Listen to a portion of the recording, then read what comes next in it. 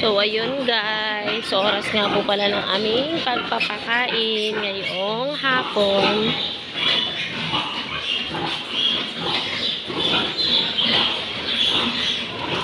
Ayan.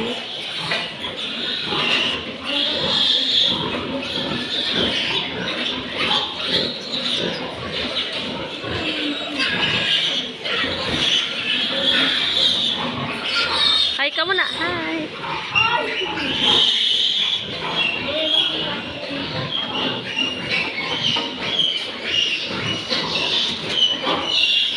So, ayan. Magpapakain po kami ng baboy. Yan. Pag ganito pong oras ay kagulo na po ang aming mga baboy. Ayan. Yung iba tapos na kumain kaya nagpapadede na po sila. Ayun.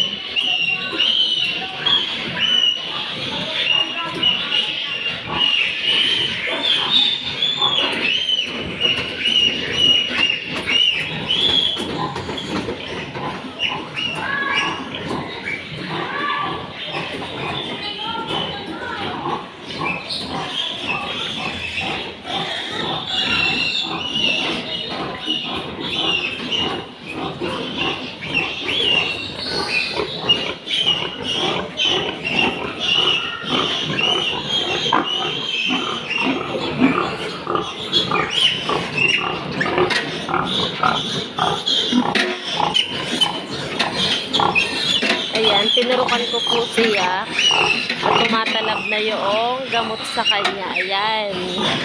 Tumatalab yung gamot sa kanya kasi siya ay medyo basag ang pupo. Ayan. Tinurukan ko siya ng gamot na pagtatae. Ayun. Tumatalab, nangangati ang kanyang tenga. Ayan. So, ayun, kung mapapansin nyo, wala pa po yan laman at aakyatan pa lang po ng buntis. Ayan. Ito po ay waiting na lang po mga ilang oras or minutes na lang po siguro. Kasi ito po ay nagli-labor na. Ayan. Siya po ay nagpapakita na siya ay malapit na pong umanak. Kapag po ganyan ang inahin na hindi na po mapakali, ginangab-gab niya, ginangat-gat niya yung mga bakal na ganyan, it means sila po ay nagli-labor na at sila po ay manganganak na. Ayan.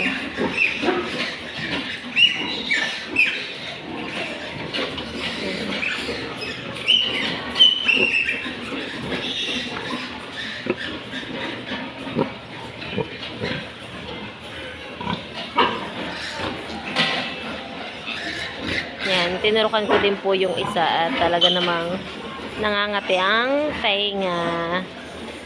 Ayan, salamat po Lord kasi po maululusog ang aming biik at okay po kami ngayong buwan na to at sana sa susunod na mga araw, buwan ay mas gumanda pa po. Ano po? Salamat po sa inyong panunood. Sa mga hindi pa po nakaka-subscribe sa aking channel, pa-subscribe naman po at click the bell. Ayun.